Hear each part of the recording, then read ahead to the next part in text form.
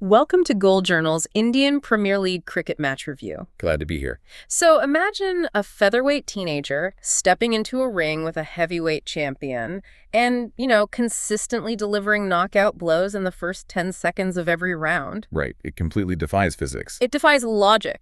And that is the exact mathematical and physical impossibility we just witnessed in the 2026 IPL Eliminator match. I mean, the showdown between the Rajasthan Royals and Sunrisers Hyderabad. Yeah, it forces us to completely reevaluate, basically everything we thought we knew about the ceiling of human performance in this sport. Absolutely. We are not just looking at a great game of cricket. We're looking at the violent detonation of a 100-year-old tactical manual. For you listening, whether you're a diehard cricket fan who hasn't slept since this match ended, or you're just someone fascinated by prodigies, like completely disrupting established norms, this deep dive is going to be a masterclass in fearless performance. It really is. We're exploring how a single match perfectly encapsulated a massive era shift in modern T20 cricket. And just as a quick ground rule before we plunge in, we are relying purely on the match analysis to uncover these insights. Yeah, that's important to state. We are strictly neutral observers here, just unpacking the sheer brilliance of the sport without taking any sides regarding team loyalties. Which is really the only way to analyze an event of this magnitude. I mean, if you get caught up in the emotional tribalism of the teams, you miss the underlying mechanics. Right. You miss why this match represents a structural shift in how T20 cricket will be played for the next decade. Exactly. So to understand the sheer shock of this match, we have to start with the performance that left the entire cricketing world utterly speechless. Vaibhav Sooryavanshi. Oh, man. Yeah. Now, if you haven't been following every single game this season, let that age sink in for a second. 15 years old. Insane. He is quite literally a high schooler. And he isn't just surviving on the biggest stage in franchise cricket.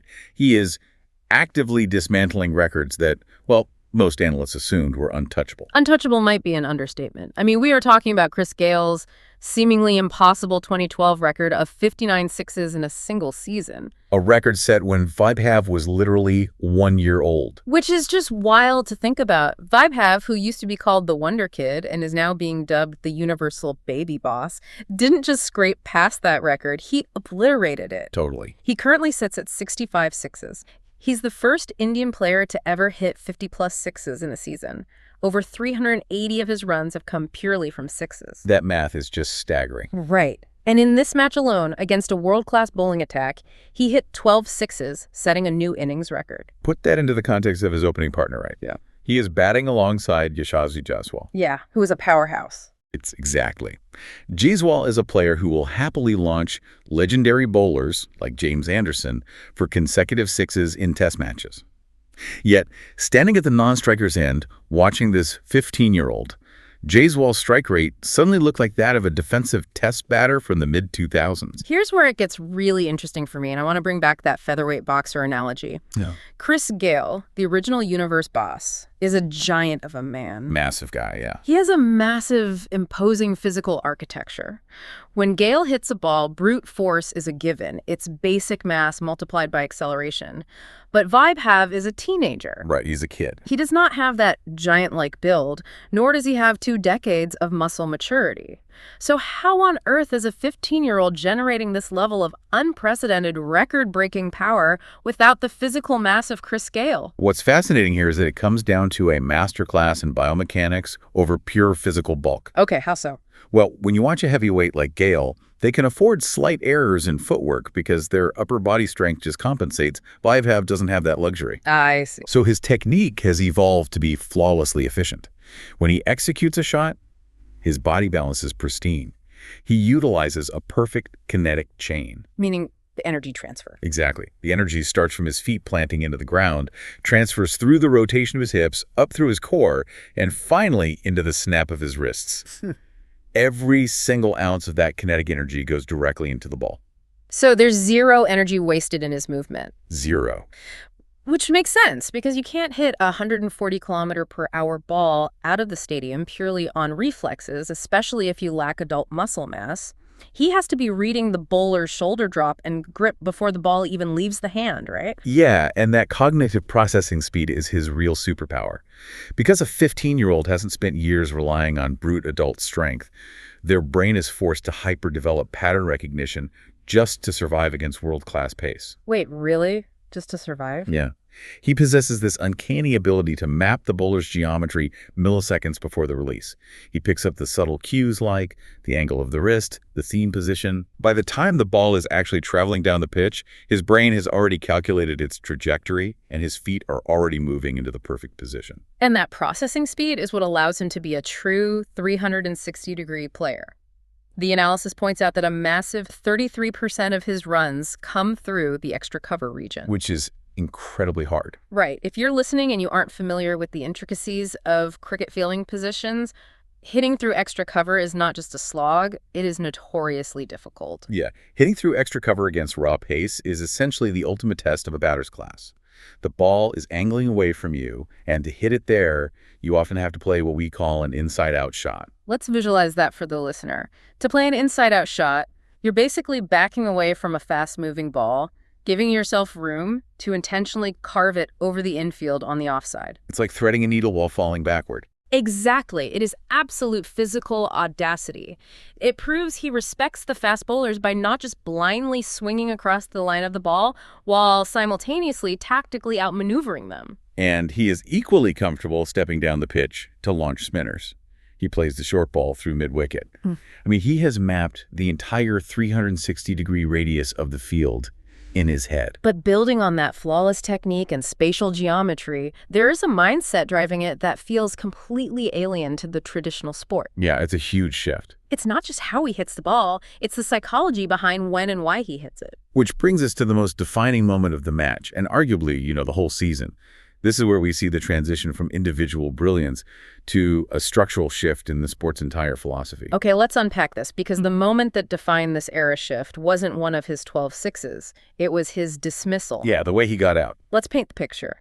Vaibhav is in the 90s. He is mere moments away from breaking Chris Gayle's historic 30-ball century record, the fastest century ever recorded. Just a few runs away. All he has to do is tap the ball around, take a few smart singles, maybe find a safe gap for a boundary, and that historic record belongs to him forever. He doesn't do that? No. Instead of downshifting to secure the milestone, he attempts another massive high-risk six, misjudges it slightly, and gets out. And the immediate reaction on the field tells a fascinating story. I mean, he leaves the pitch looking absolutely devastated, nearly in tears. Yeah, it was heartbreaking. Yet the crowd is going absolutely berserk. Even the opposition players are applauding.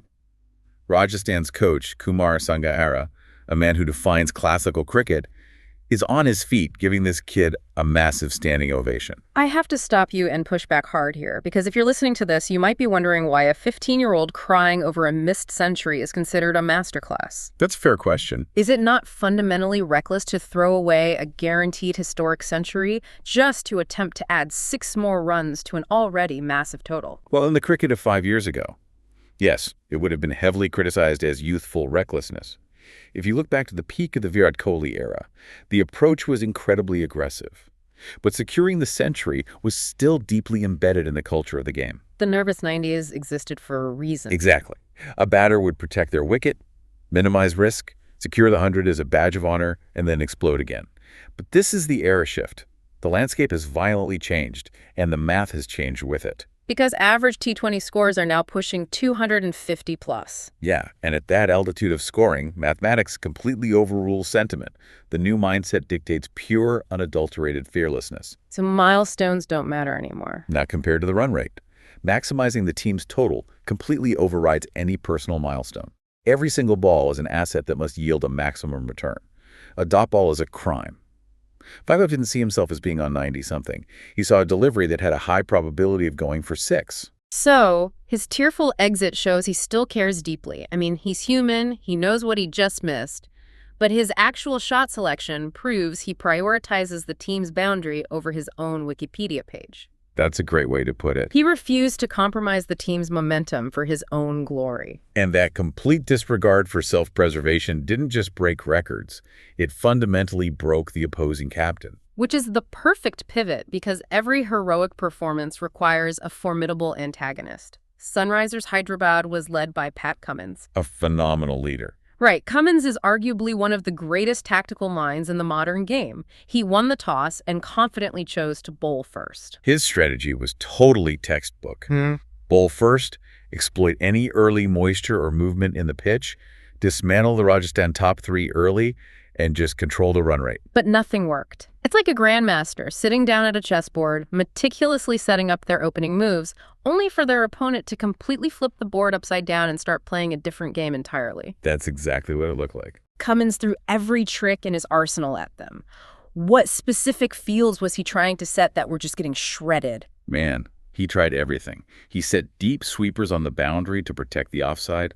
Vaibhav just went over them. He pulled the fielders into the circle to force Rajasthan to hit through crowded areas. They pierced the gaps anyway. He even tried taking the pace off, right? Yeah, he tried taking the pace off the ball, bowling wide lines, digging in short bouncers. The commentators were literally joking on air that Cummins wouldn't be able to sleep at his farmhouse in Western Australia this offseason because the tactical nightmare this match became. And it wasn't just Vaibhav doing the damage. Even after Vaibhav and Jaiswal eventually fell, Rajasthan's Dhruv Jurel stepped into the middle and just twisted the knife. He was brilliant. Now, Jurel has had a monster season himself, over 500 runs. But his approach was different. He maintained this aggressive momentum, but with a classical, authoritative knock. He was executing shots that really shouldn't be possible against a bowler of Cummins' caliber. He was hitting Cummins for an absurd variety of shots. We're talking about scoops, hooks, elegant straight drives. He even pulled off a 2003 Sachin Tendulkar or Virender Sehwag-style uppercut for 6. Which is just ridiculous. So if you were a tactical genius like Cummins, how do you get rendered so completely helpless by the middle order? Well, if we connect this to the bigger picture, it's because of the psychological shield that Vaibhav's initial assault created. The psychological shield. Yeah. The foundational strategy of bowling first is predicated on taking early wickets to create pressure. Once that traditional strategy is obliterated by a fearless onslaught, the bowling team loses their psychological footing. So they panic. They stop bowling to take wickets, and they start bowling just to survive the over. They start second-guessing their own plans. They bowl defensive lines. Exactly that. Jurel capitalized on that underlying fear. Because the bowlers were so traumatized by what the 15-year-old did to them, they pitched the ball in defensive areas. Giving him room to work. Right. Jurel was able to play with devastating freedom, executing those classical yet destructive shots, because the bowlers were already mentally defeated before he even took his guard. So the tactical genius of Cummins was neutralized not by superior chess moves, but by an overwhelming aggression that broke the bowling unit's spirit. Exactly. But the psychological torture didn't stay in the batter's box. Rajasthan took that exact same weaponized aggression and handed it to their fast bowlers the second SRH walked out to chase. Yeah. If the first half of the match was about breaking SRH's spirit with the bat, the second half was a masterclass in psychological warfare via raw pace. So SRH comes out to chase this mountainous total, the very first delivery of the innings. Jofra Archer comes steaming in and unleashes a terrifying, nearly 149-kilometer-per-hour bouncer. Unplayable.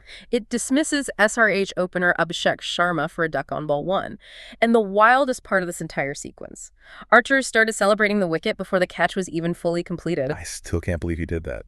It was so arrogant, so predictive, that social media erupted with jokes calling Archer a Nostradamus and demanding someone check his old tweets for prophecies. The sheer audacity to turn your back and celebrate before the ball is securely in the fielder's hands, I mean, it speaks to a chilling level of dominance. Let's just pause on that specific wicket for a second because the context makes it even more devastating. That was Abhishek Sharma's 8th duck of the 2026 calendar year. 8th? Yeah, 8th. He broke the all-time T20 record previously held by Rohit Sharma and Sanju Samson. For a top-order batter, an 8th duck in a single year isn't just a slump. That is a complete psychological collapse under pressure. And from that single 149-kilometer-per-hour shockwave, the entire SRH run chase unravels systemically. Archer finished his spell with 3 wickets for just 58 runs. Travis Head, one of the most dangerous batters in the world, fell for a 0. Yeah, only Nitish Kumar Reddy showed any real fight, scoring a quick 38 off 20 balls. But what shocked me was how the seasoned veterans handled the pressure. Like Jadeja. Yeah, a player like Ravindra Jadeja got entirely bogged down in the death overs. Instead of taking charge and swinging for the fences, he was beaten by slow balls. He was heavily relying on taking singles when the required run rate demanded boundaries. Let's break down that jargon for a moment for anyone listening. What makes a slow ball at the death so hard to hit when you are desperate for runs? Well, a fast bowler will deliberately disguise their release to bowl a ball much slower than their normal pace. When a batter is panicked, their adrenaline is spiking, and their body weight is completely committed to swinging at a 140-kilometer-per-hour delivery. Oh, so they're already moving. Exactly. So when the ball arrives at 110 kilometers per hour, they have already swung too early. It disrupts their entire kinetic chain. And the contrast in how the two teams handled the conditions is striking, because Rajasthan actually slowed down at the end of their own innings, didn't they? They did. Rajasthan only scored about 50 runs in their last 40 balls. That's pretty low for them. But that wasn't just poor batting. That was a geographical reality of the stadium. The boundaries were pushing 81 meters. In modern T20, an 81-meter boundary is massive. So they couldn't just muscle it over. Right. It caused a lot of those big hits that would normally be sixes to hold up in the air and end up as catches at long on. So Rajasthan proved the pitch wasn't a complete batting paradise at the end of an innings, but SRH was too mentally shattered by Archer's opening spell to capitalize on that knowledge. So what does this all actually mean? Well, How does one single first ball bouncer dictate the remaining 119 deliveries of a run chase? How does a whole team of seasoned professionals just freeze? this raises an important question about the extreme fragility of batting lineups under severe scoreboard pressure. It is a cascading psychological effect. Like a domino effect. Exactly. When you are chasing a massive total pushing 250-50, your margin for error is effectively zero. You need a fast start just to keep the required run rate manageable. Right. So when your opening batter is violently dismissed on the very first ball by raw, unplayable pace, it doesn't just put you one wicket down. It sends a shockwave of panic through the entire dressing room. It is a statement of intent. It's Archer saying, we are not just defending a total, we are coming to hurt you. And that intent created a suffocating environment. The SRH batters walked to the crease not thinking about how to score, but how to survive. And in modern T20, if you are playing to survive, You have already lost. Contrast that entire mindset with Rajasthan's first innings. Their 15-year-old prodigy played fearlessly, without any baggage of consequence or fear of failure. such a stark difference. Yeah, but the SRH veterans, players who have won World Cups and seen every scenario imaginable, retreated into a shell. They let the disguised slow balls deceive them. They knocked the ball around for singles when the math demanded sixes. It proves beyond a shadow of a doubt that at this elite level, modern T20 matches are won and lost in the mind just as much as on the pitch. The physical skills, the ability to hit a ball or bowl fast are just a baseline prerequisite. The psychological resilience is the ultimate deciding factor. The game has evolved past physical technique. It is now a battle of cognitive speed and emotional detachment from the fear of getting out. It really is an unbelievable case study. We started this deep dive looking at a single franchise cricket match, but what we've really unpacked is the violent birth of a new era of sports psychology. I really have. We're looking at a world where a 15-year-old prodigy can step onto the biggest stage in the sport and completely dismantle a giant's legacy, not with raw size, but with biomechanical perfection and cognitive processing speed. Which is still hard to wrap my head around. Same here. We've seen how the pursuit of personal records, the safety of guaranteed milestones, has been completely sacrificed at the altar of fearless team-first math. Yep. And we've witnessed how a single act of aggressive intent, a 149-kilometer-per-hour opening ball, can wage psychological warfare so intense that it paralyzes seasoned world-class veterans. It completely redefines what we must consider impossible in the context of high-stakes performance. And I think it begs us to look beyond the physical boundaries of the cricket pitch. Oh, how so? Well, if a 15-year-old can fundamentally shatter the tactical ceiling of a sport that has existed for over a century simply by refusing to fear failure, what long-held, seemingly unbreakable rules in your own life or your own industry are just waiting for a fearless mindset to break them? Thank you. See you soon with upcoming matches.